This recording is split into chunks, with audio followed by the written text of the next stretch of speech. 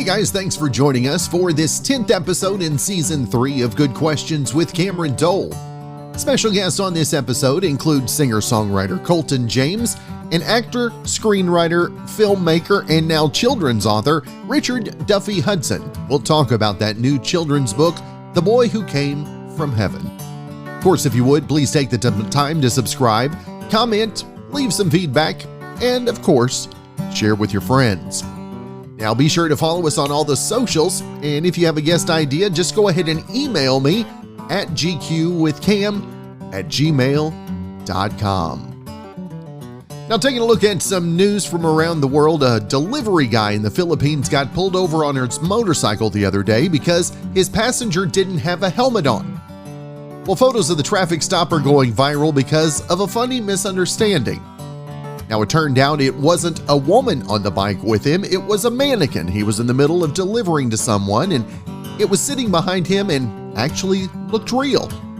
But it wasn't an actual person, so he necessarily wasn't breaking any laws. Now, the delivery service he works for posted about it and confirmed it really did happen. Well, we do want to thank our sponsors for today. Breezy Vapes, located at 1121 North Main in Altus.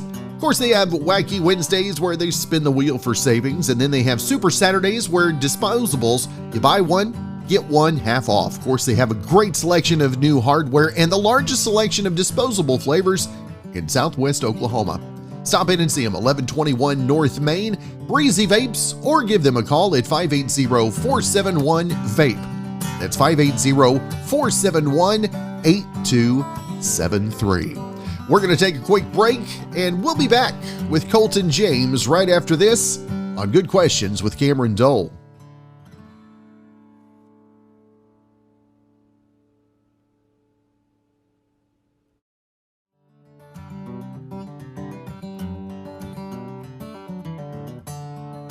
We've got singer, songwriter, and man of many talents today to visit with us. Got a new single to talk about, Colton James. And first off, Colton, it's a pleasure to see you, brother. Pleasure to see you and pleasure to be on your show. Now tell us, where did this is one of those first questions when I first meet somebody. I want to find out where music originated for you. I know you said we had a little likeness there, going back into the church, I'm sure, right? We sure did.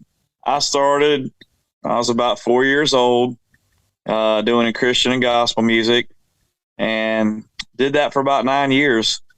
My mother sang in church, and both my grandmothers on my mother's side and my father's side played piano and organ. One was a little bit of a honky-tonk granny. might have had a little nip here and there, and would just have fun with their families. And on Sunday, cornbread and pinto beans, fried chicken, and good times. Every Sunday we'd get together all as a family. They called us the James Gang. And on my mother's side, we called her Big Granny, Miss Vivian Smithwick. She was amazing woman. She played organ and was actually a pretty famous watercolor artist also. So, just grew up with all types of music in my family, but Christian and gospel was the first thing that was definitely a big part of my life for several years growing up. Now, coming from a family that grew you up in church and in music, I mean, whenever you decided to step out on your own, what was the support like? Was there some hesitance in that as well? Well, I'll tell you, I grew up, Christian gospel music, but country music, riding to the fishing hole with my dad every weekend, listen to a lot of my favorites, Don Williams, George Strait, George Jones, Conway Twitty, on and on and on, it's a lot of those lyrics, me and my dad ride along, I'll be singing along and just having a good time. And so country was definitely, bred in my soul, and for me, it was something that it was definitely a different transition, especially starting at 17, 18, 19 years old, going out and playing honky tonk bars and nightclubs and parties. And I mean, I've seen it all at a young age. I wasn't even old enough to drink a beer. But, you know, it's, I wouldn't trade it for anything. All the memories, the people, and, you know, doing those things, in my opinion, can definitely help you define who you are as a country artist. Because, you know, even though it was tough playing the bars and honky tonks and loading equipment out at 3:00 in the morning, the snow and rain and everything else broke down, vans, you know, it makes you appreciate everything you've been through to get to where you're at, you know. Now, what have you learned most over these last couple of years? I mean, everybody's life completely changed. And as an artist, how much did you have to kind of evolve ever since? Well, over the last few years, I guess I could say I'm honestly blessed to be working with such a great team that believe in, you know, my lyrics, my music, and who I am as a person, what I want to express in my music. And I think the big thing for me is, I will say, you know, some people that transition into that, you know, bigger status or going on and further in their career. For me, when combining the music that I write and am able to do and help different charities around this country and put a smile on people's face, I don't look at it as you know, something that's just disrupted my life and just made it crazy. You know, I take in every moment, and I just love to get back with music. So, but there's challenging moments, you know, but it's like any job, you know. There's challenges with any job where you're moving up and progressing. It's just, I think I would say anybody watching this or younger that's wanting to pursue the music dream is just stay focused and stay on a path of who you are and surround yourself with good people. The new single, I Miss America. Tell us where this one came from for you on a personal level. Well, this is exactly how it happened. My good friend and my co-writer, Rick Dawson, who lives in Edmond, Oklahoma, right outside Oklahoma City. We're working on some different projects and things that we'll get into in a little bit, but he sent me a picture. You know, it was you know, I miss America, I grew up in, or something like that. I can't remember, but it was and I started thinking about it, and I was at my house at the farm, and I kind of jot down. I was like, you know, I miss America I grew up in, where a handshake was a handshake and a friend was a real friend. You know, I'd give anything if I could get that back again. And it just kind of, and I texted it back to him. And he was like, I said, man, I think we need to take this concept and run with it and write a song. And he said, are you serious? And Rick's never written a song, but I'll tell you, Rick Dawson's a great guy. He's, you know, had some family in Vietnam, and he loves this country, and we got together at his house. I flew out one morning and we started working on the concept and broke out the guitar. We were out on the courtyard on the side of his house, and I tell you, it was within about an hour and a half, 2 hours, we had the whole song written. It was just one of those things that came together, you know. And I remember vividly that morning, kind of just, it was a real pretty morning. I like to write early in the morning because get my coffee, get my mind going, right. Just thinking about thoughts, you know. I've always written better when I'm rested, you know. I can think clearly and don't have a lot going on. But I remember kind of just sitting there closing my eyes thinking, what was some of the things I did when I was younger? And I remember my hand over my heart and looking at the flag, the Pledge of Allegiance, saying the morning prayer, and just starting off that day with that feeling that I'm proud to be an American and proud to live in this country. And I remember the classmates, we would all kind of like, it was a feeling of pride, and it was a good feeling for all of us to say the Pledge of Allegiance in the morning to get the day going. I grew up I went to a Christian school. I went to a private school. and I loved it. It was, you know, it's called Stonebridge, and some great memories there. And but I remember that's how the song started off. It was just like we started just going through moments we've lived, and started writing the verses, and it's just, by the time we were done, we had a great song. I felt like we had written a really good, solid song that a lot of people would relate with in today's times, and to put a smile on people's faces and give them some hope in what lies ahead of us as Americans and in this country. And just, when you hear it, I've had people say, hey, man, I just feel like I'm smiling American. Like they're happy when they hear this song. And they want to go shake a, friend's hand, or they want to, they just want to crank it up and jam down the road. And it brings that positive feel, like, just feeling proud of getting the day going. So, and the music we put together with it, with a great team, and in Nashville, we recorded it at Starstruck Studio. Jimmy Nichols, my co-producer, brought some great musicians in, and just it was pretty cool, all the people he brought in. And he brought a guitar player in, Chris Lusinger. He was played on every Garth Brooks #1.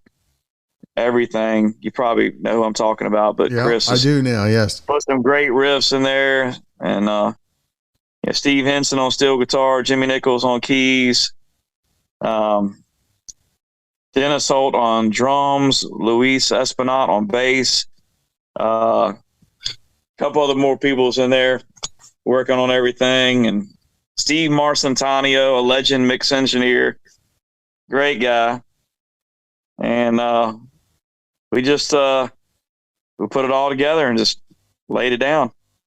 Now, you talked about this being Mark's first write as not being a songwriter. How many times have you put together songs with folks that aren't songwriters, if you will? Well, that doesn't happen every day. Yeah, Rick is he's we've got some other things we're working on together. We've got a project called Land for Heroes, and for wounded vets and first responders. And, Rick came from the oil and gas industry, and he also is in the racehorse industry.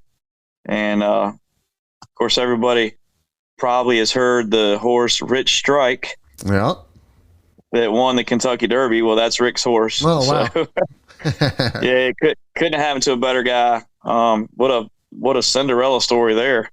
So, but it's not too often that we put songs together that that aren't writers. But it has happened a few times in my life, and the chemistry was right, and the moment was right, and we created something great. Now, did you know walking away from the write that you had something special, something different than maybe leaving other songwriting sessions? I did. I felt like I just felt proud of this song. I felt happy about it.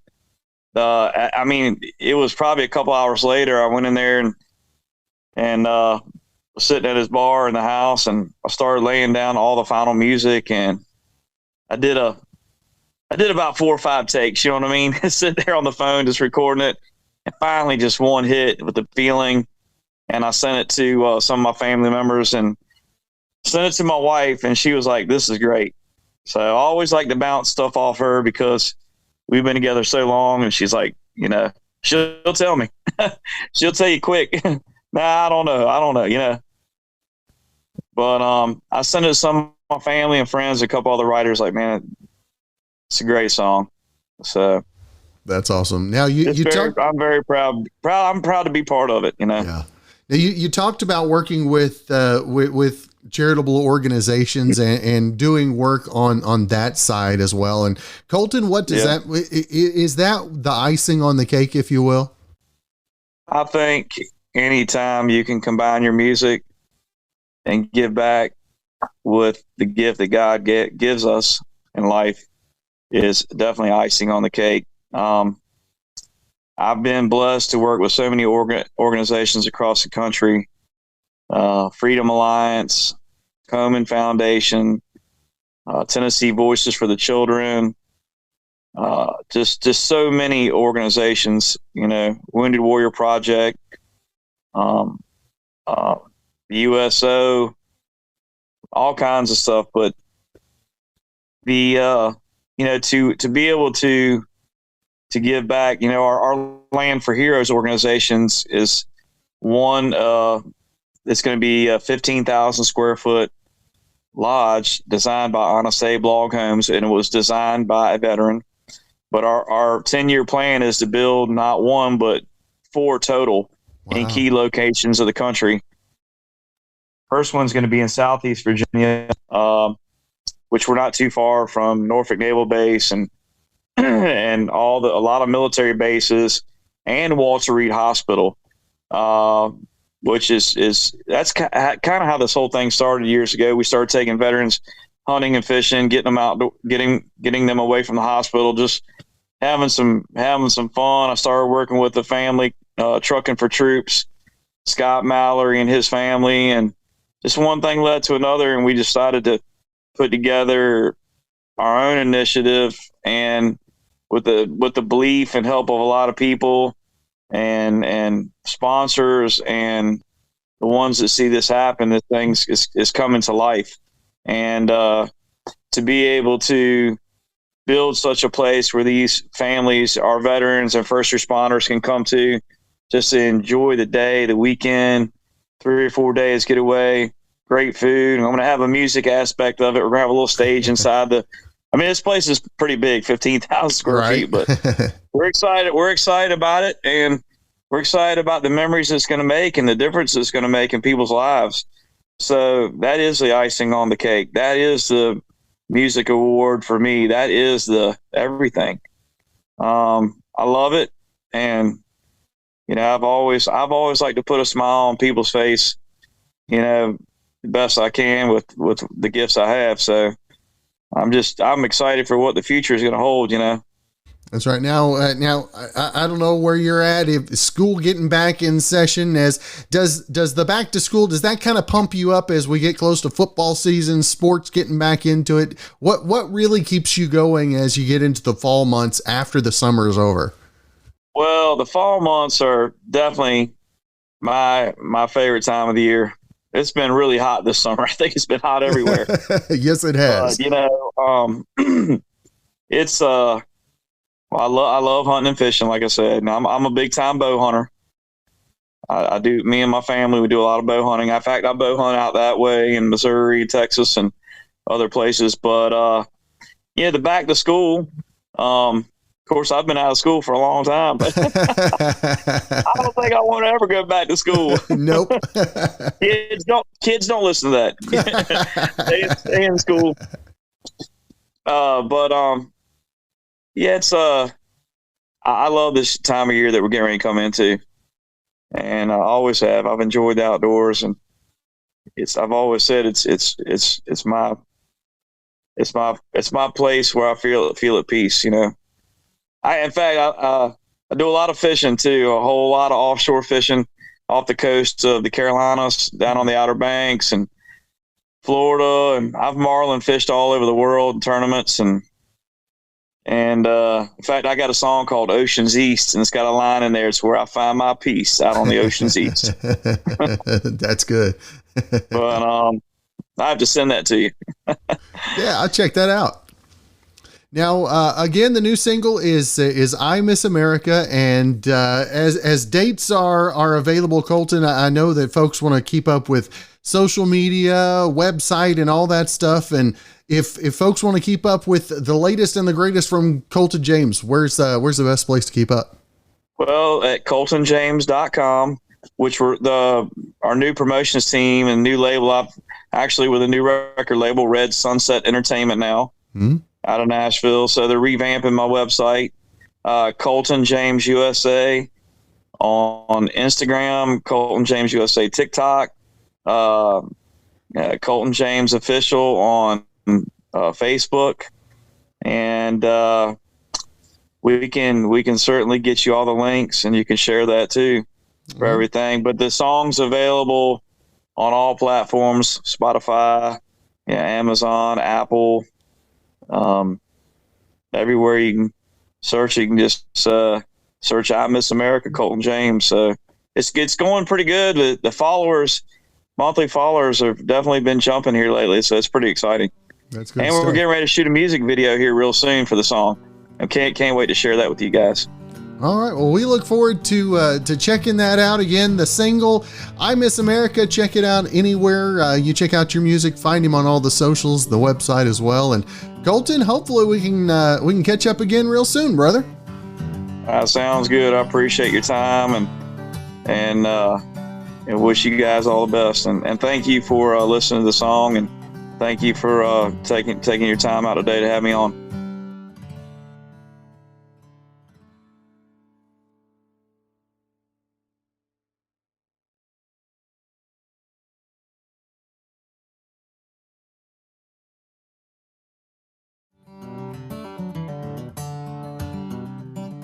Now, if you're in pain, do you think that you'd feel better if someone threw some headphones on your head and had to listen to something?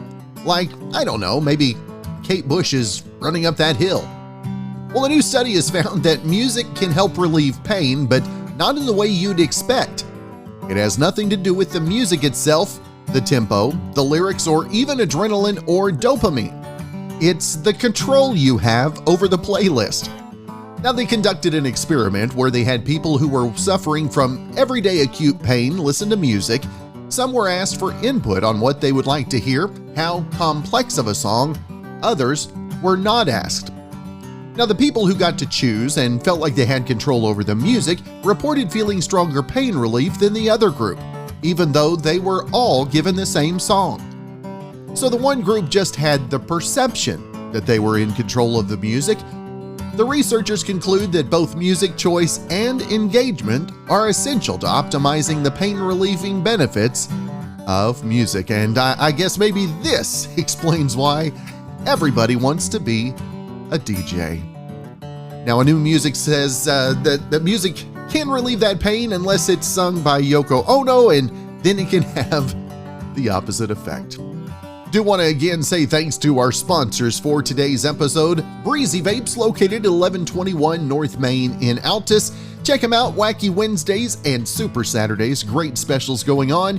They've got new hardware and the largest selection of disposable flavors in Southwest Oklahoma. Again, that's Breezy Vapes at 1121 North Main in Altus. For more information, give them a call at 580-471-VAPE. That's 580-471-8273. In other news, if you can't study without listening to music, that's actually a good thing, and it doesn't seem to matter what you're listening to. A new survey looked into the connection between music and study habits, and it found that students who play music were more likely to have a GPA above 3.2. Now, there are several reasons why. Some say music is therapeutic, while others say listening helps them focus better and absorb the information more. And 81% of those who listen to music say it just makes studying more fun. Now, 31% of people say they like listening to classical music while studying. It was the most popular genre, possibly because there are usually no lyrics. Now, R&B and country were tied for second most popular genres, followed by rock, oldies, gospel, jazz, hip-hop, pop, and instrumental soundtracks. Now, maybe hip-hop and pop were lower because they're distracting and just aren't chill enough. We're going to take another quick break, and we'll be back with our final guest of the episode. Actor, screenwriter, filmmaker Richard Duffy Hudson will be talking about his new children's book, The Boy Who Came from Heaven, right after this.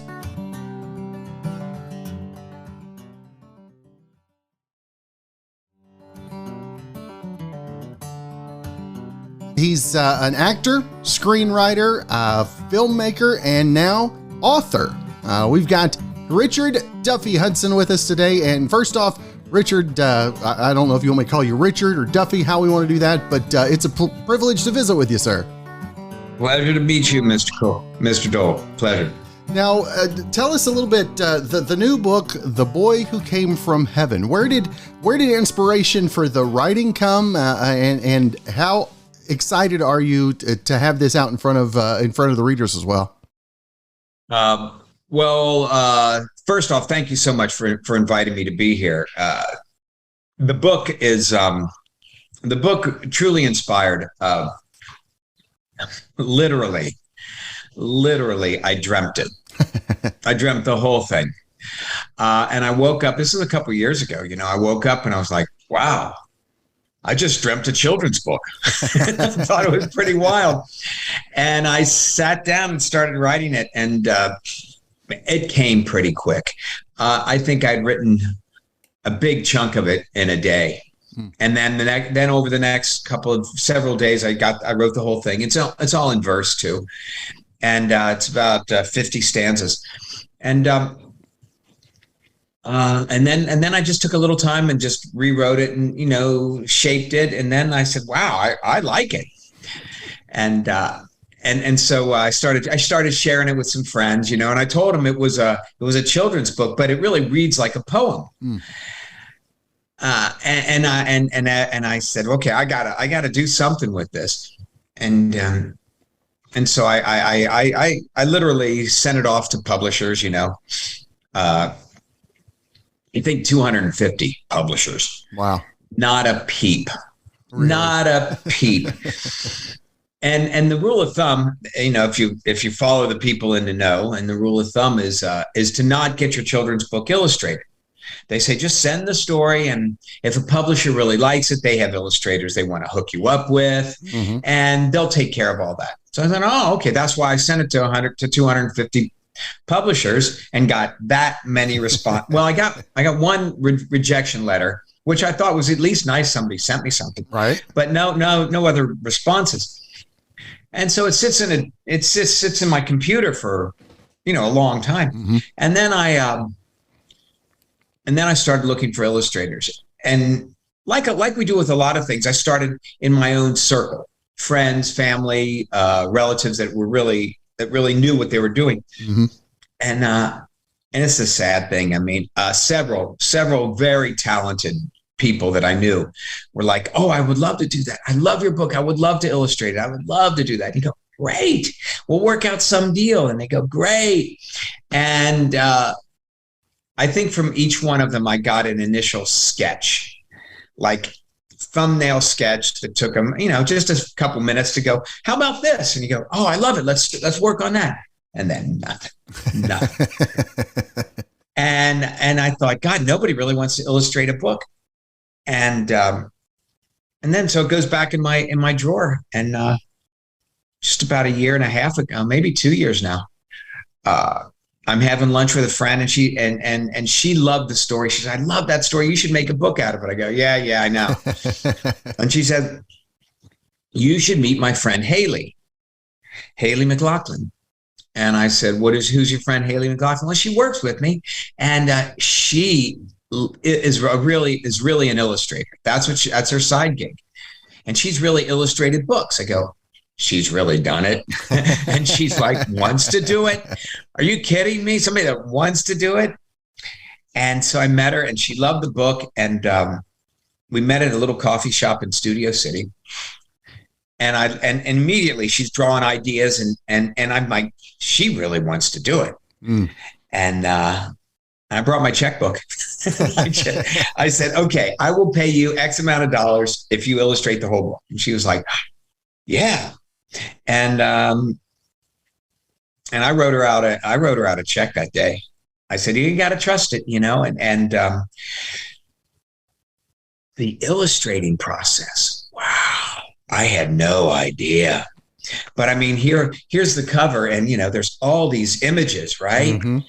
And these images start out as very basic sketches, and then they become more detailed sketches, and then the hair changes or the background changes, and you end up with thousands of images. And you're and it's maddening. and there are actually websites that illustrators use to keep all of this organized. First drafts, sketches, colors, all this stuff, right? Because it was mind-boggling. Yeah. And I'm opening up folders and I'm going, wait a minute, is this the picture we're talking about, or is that the picture I'm talking about? What's the difference here? And sometimes it's very subtle. Oh my God, it was maddening. But I finally had to create my own system, because even the website was freaking me out. It was like just too many folders. I'm like, what are we talking about? I mean, almost like editing a movie, where you have different clips and you've got thousands and thousands of clips for one scene. Right. I mean, anyway. So I finally got it all together, and I said, I really like this. And I made a PDF, and I sent it to 8 publishers, and I got, I think it was 3 offers. And I was like, wow. And so I went with Olympic, and their children's section is Bumblebee, I think. Well, their children's section is Bumblebee. And they've been great, so far. They've been great.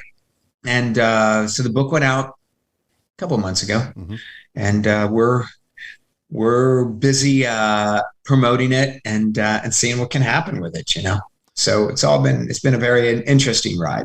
Now, how much has your one-man show, how much did that inspire you into children's writing, or did that maybe make you a little bit hesitant to do a book of your own? The thing about one-man shows, and I've got, I think, 9, is that they have caused me to take writing seriously as a tool to create something.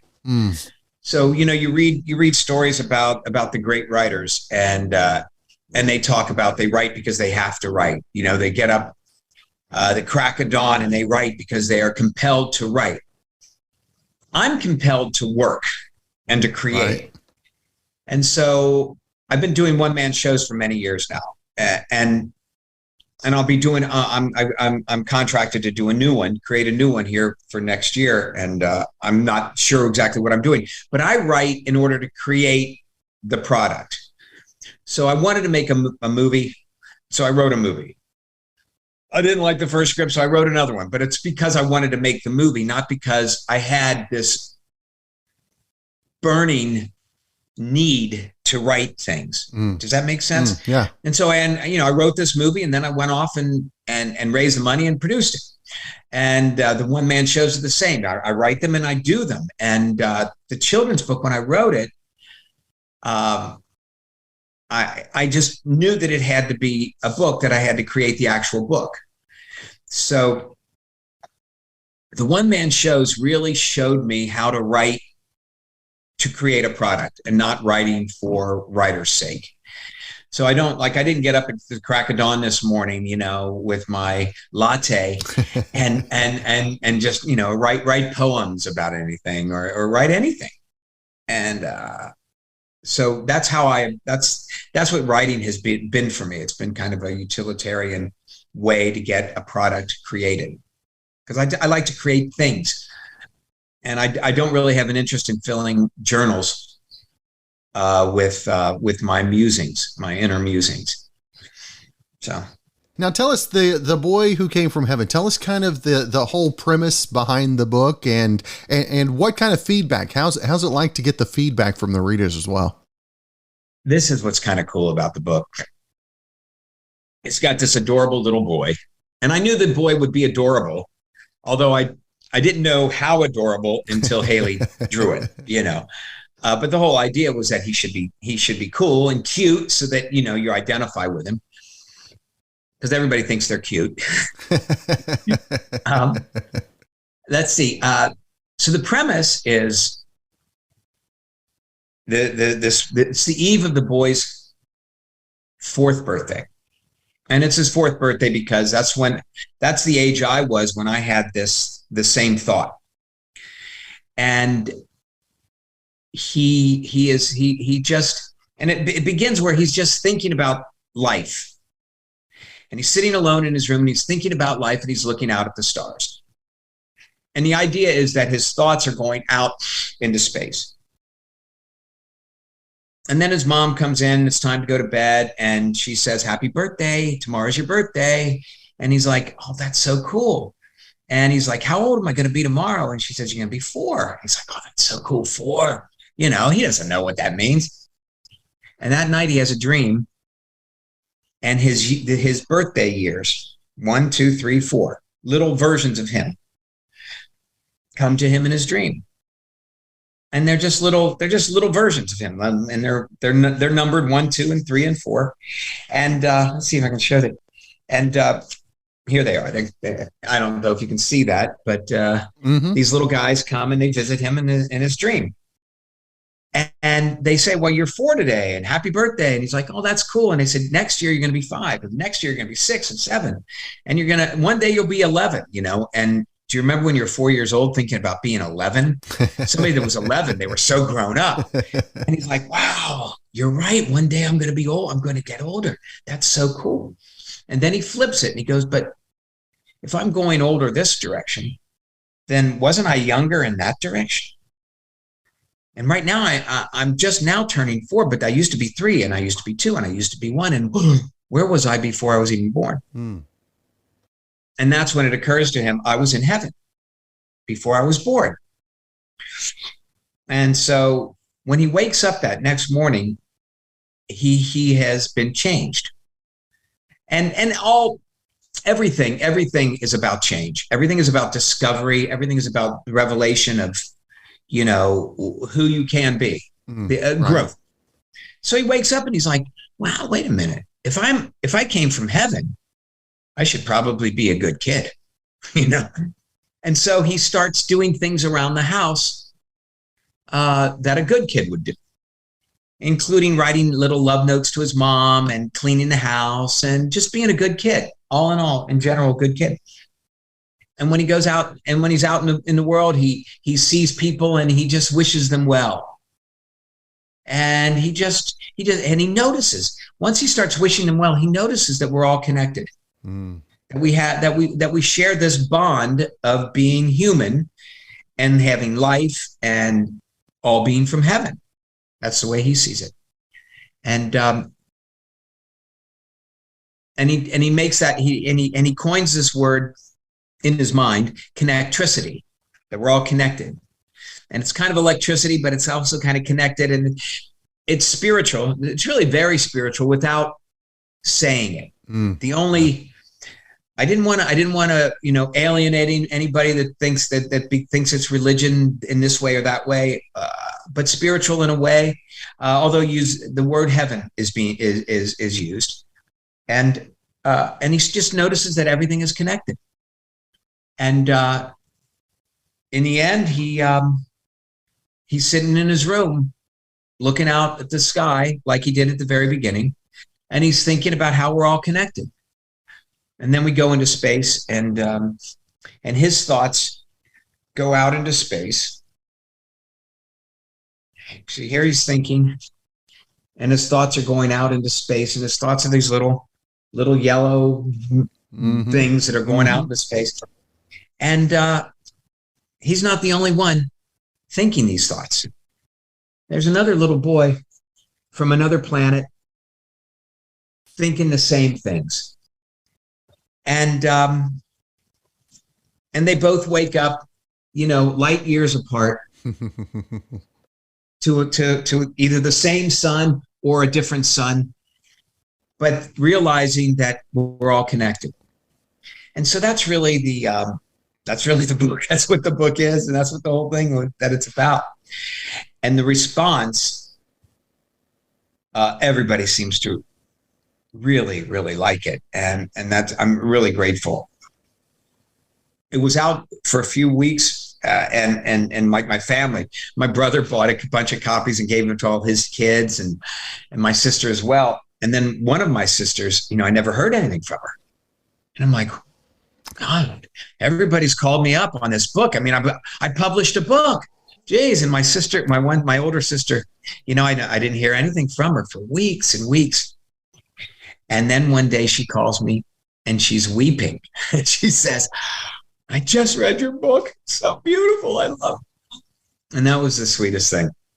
So the response has been pretty good, which has led me to really, seek out like you podcasts and to get the word out and see if it can end up on library shelves and in people's homes and stuff. So we've sold a lot of books, but not a million of them, which is what I would like to do, like sell 1 million books. Now, for you, the story of the book, this is also something I think that all too often we're always talking about our differences. That's all we hear on the news in everything is how different everybody is. But I love the premise of this book because we're so much alike. I mean, you're talking about the likenesses that we have and what's it going to take for us to focus? And I think that's what it's going to take for us to grow closer together again. I mean, we always talk about, the way the US was back 20 years ago when everybody loved each other and all that. What's it going to take for us to get to that point again? Yeah, I think inclusion is really what it's all about.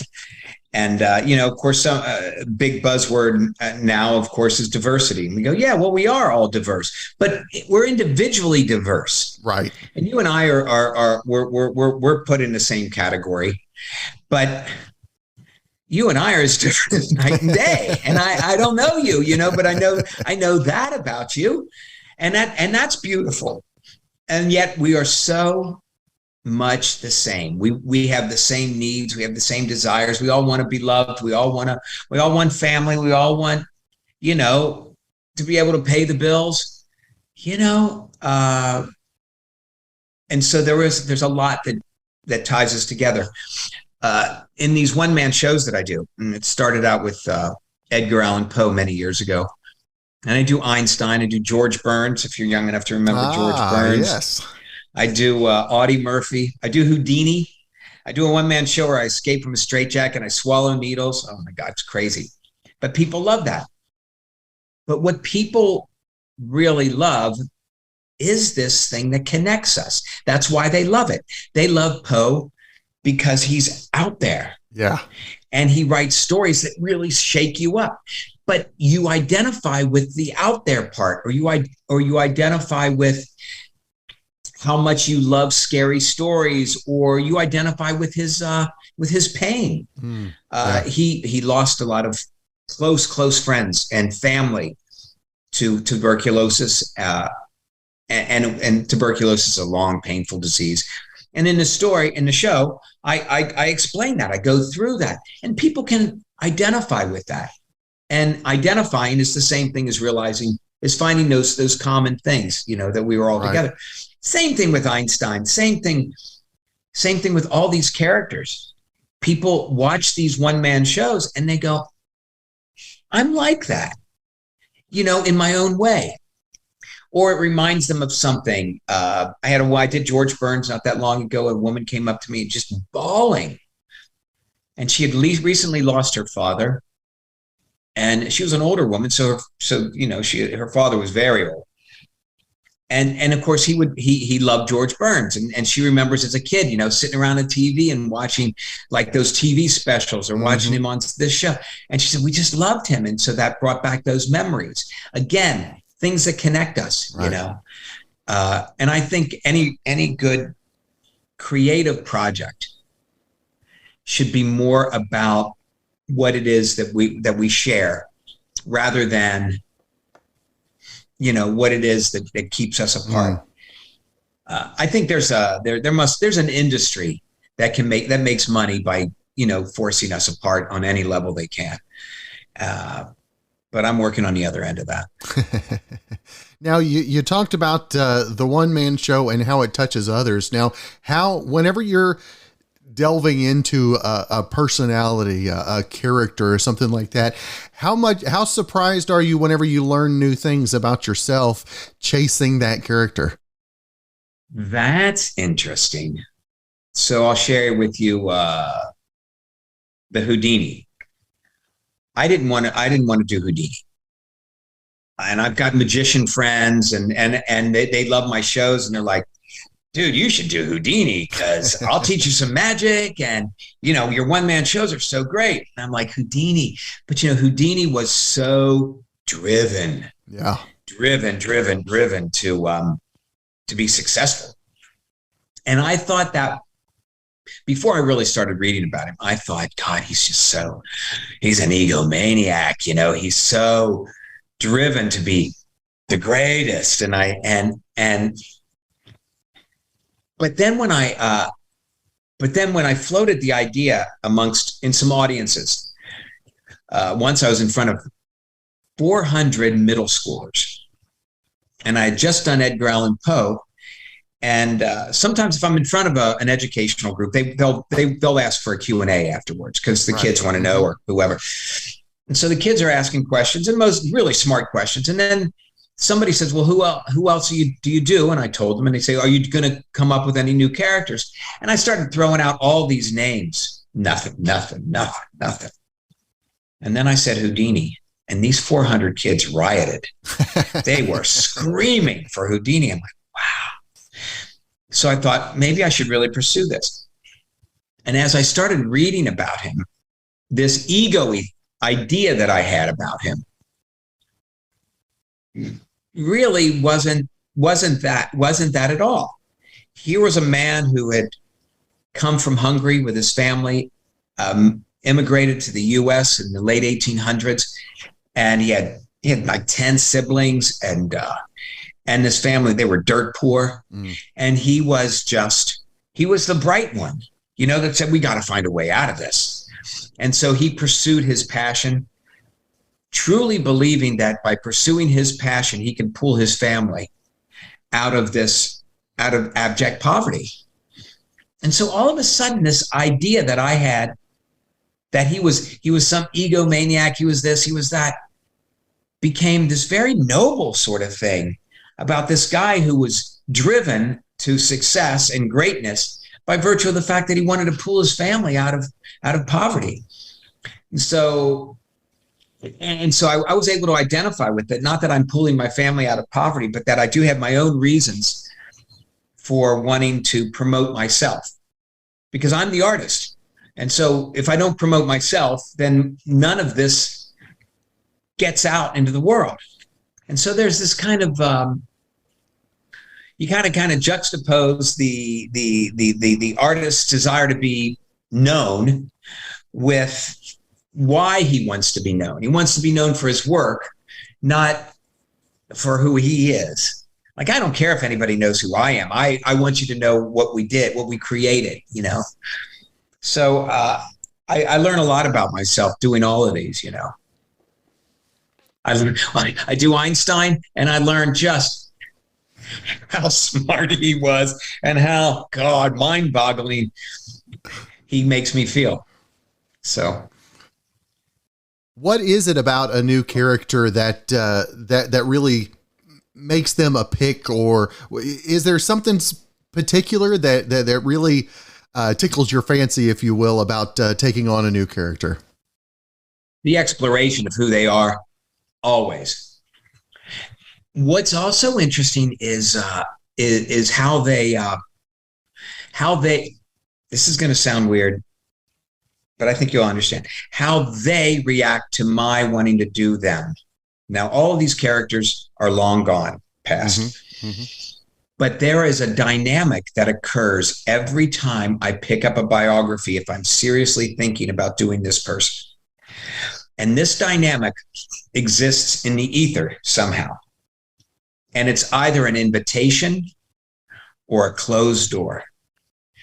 A couple of years back, perfect example. A couple of years back, I was thinking of doing, there are 3 or 4 characters I was thinking of doing at the time. So I'm reading biographies on Vince Lombardi, on Groucho Marx, on Charlie Chaplin, and somebody else. And I'm loving this. And I have all these ideas about Vince Lombardi, and I'm loving this. And I have these ideas about Groucho, but I'm having some resistance. and I'm having these ideas about Charlie Chaplin, and I'm reading three biographies at the same time. And this is the way it is. You know, you got half a dozen books half open, laying all over the place. And the further I get into the Groucho book, the more I'm feeling that Groucho from his grave is saying, no, I don't want you to do a show about me for whatever reason. With Vince Lombardi, exact same thing. I'm like, why am I feeling this? You know, where is this feeling coming from? And I'm doing Edgar Allan Poe. Poe gets booked in a lot of, because he's a literary character, he gets booked in a lot of universities, schools, and libraries. Right. Because it's an educational thing. So I'm in a library someplace in Northern California on a Saturday morning. And I get there early. And if you go to libraries, you notice that a lot of libraries have little bookstores where they get rid of all their excess books. And I have some time, so I like to go into those bookstores. So I walked in, and they usually have 300 books. That's about how many books are in this little bookstore. And they'll have a little biography section, and I think maybe between 8 and 10 biographies. That's the typical library's got 8 to 10 biographies in the biography section. They got 80 million copies of some Michael Crichton book, you know, but they've got 10 biographies. And I always go and see, well, what do they got? Because the books are a quarter, you know. So I walk in and I look up on the shelf, and there's a book about George Burns. And I go, God, I love George Burns. What an interesting character he is. So I buy the book. 1 week later, on another Saturday, I'm in another city, going to do Edgar Allan Poe at a library. I walk in, I go, I think I'll go to the bookstore. I walk in. They've got 8 biographies. One of them is about George Burns, and it's a different book. And I go, God, that's it. That's funny. I thought George Burns would be an interesting character to do. I buy the book. God is my witness. The third week, on a Saturday morning, I'm in another city. I'm still going to do Poe. I walk in, and I go, I'll go into the bookstore. I start walking in. As soon as I get into the door, I stop. And I say, wait a minute. And I actually look down at the ground. I'm like, I don't even want to see. But if there's a George Burns book on this shelf, that's really a sign. So I walked up. Literally, there were 8 biographies on that shelf. A different George Burns book. A different one. I'm like, okay. And then I said, this is what I want to do. Because I knew how much fun he was. Right. And just how much fun he would be to do. And I'll tell you, the road to do him was difficult. You can do Poe because nobody knows what Poe really sounded like. You know, you gotta ascertain that. You gotta kind of make a guess about certain things, educated guesses about how he behaved. But George, I mean, people grew up. They know how he is. You know, they know what he sounds like. They know how he holds that cigar. You know, they know all this stuff. So that became more of an impersonation rather than, and the music was nearly impossible to find. And he used to joke, he said, I'm taking all my sheet music with me when I die. And honestly, nothing existed. There's a place here in Hollywood, they say they can get any piece of sheet music that was ever written. And I had a list of George Burns songs, and I went down and I gave them to him, and she says, and she even recognized the song. She said, oh yeah, George Burns used to sing these songs. I go, yeah. She called me up a week later. She goes, one of the songs was written by Marvin Hamlisch, right? The great Marvin Hamlisch. Mm-hmm. She said, I just got off the phone with Marvin Hamlisch's estate, and they don't have a copy of this music. Wow. I'm like, so I had to get all of that music created by a brilliant musician who just watched the video and then wrote everything out. So that whole process took a long time, but that was because there was an invitation from George to do it. And I don't know if that answers your question or not. That's really cool. That's really cool. Very cool. And Pete, and so all of these characters, they teach me something. They teach me something. Because you realize, well, biographies, whenever you read a biography, you learn something, and you learn something about yourself, and I think that's what life is about. And certainly what the creative process is about, is uncovering these things within yourself that hopefully will help someone else. I mean, Shakespeare wrote Hamlet so that we don't have to, go through that. You read it, you go, I learned your lesson. Thank you. I won't have to kill everybody in my family and die myself and some miserable death, Maybe we can all learn. That's right. Well, again, the book that we've been talking about, The Boy Who Came from Heaven. And Duffy, I want to make sure that our listeners, our viewers, any of that, they know the best place to get a copy of the book, and then also to keep up with everything else you've got going on. The Boy Who Came from Heaven is the most easily purchased through Amazon or Barnes & Noble, through their websites. And you would just have to go in there and search either for my name, Duffy Hudson, or for the title of the book, The Boy Who Came from Heaven. There are some books that have similar titles, and I think they're about life after death kind of experiences, But I don't think there's a book that has the exact same title, but this is it. And you'll recognize the blue and the cute boy there. And so that's really where you get it. If you have any interest in me at all, my website's going to be updated, but it's there. And that's simply my name, duffyhudson.com. And there are videos of some of the shows I do, and there's ways to contact, or, if you have any interest in that. But all those shows and all that information is there. And so there you go.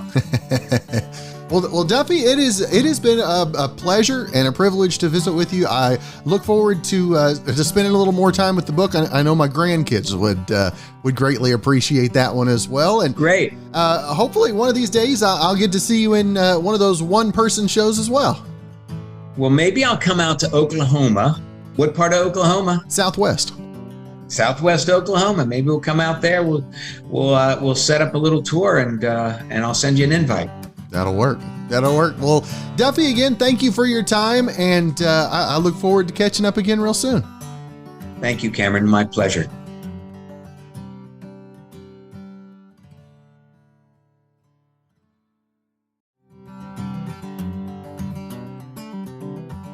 Well, welcome back, and our final thing before we wrap up, I feel like your answer to this says something about you. Would you rather vacation somewhere new or go to a place you already know that you like? Now, 5,000 Americans were polled, and somewhere new won with 58% of the vote. 22% chose somewhere they'd been, and 20% said they're not sure. Now, Midwesterners were the most likely to say they'd rather go to a place they know and love. 27% chose that option compared to 24% in the Northeast, 20% in the South, and 20% out West. Again, I would like to say thanks for joining us on this 10th episode in Season 3 of Good Questions with Cameron Dole. And if you ever have a comment, question, or anything else you'd like to know, you can hit me up on the socials: Instagram, Twitter, TikTok, and Facebook at The Cameron Dole. And if you have a special guest idea, just email me, gqwithcam@gmail.com. Would like to thank our sponsors for today's episode: Breezy Vapes, located at 1121 North Main in Altus. Give them a call, 580-471-VAPE. That's 580-471-8273. Also like to say good thanks to our good friend Brandon Allen, who came up with our theme music, and we're going to let him play us out. Hope you guys have a great rest of your weekend.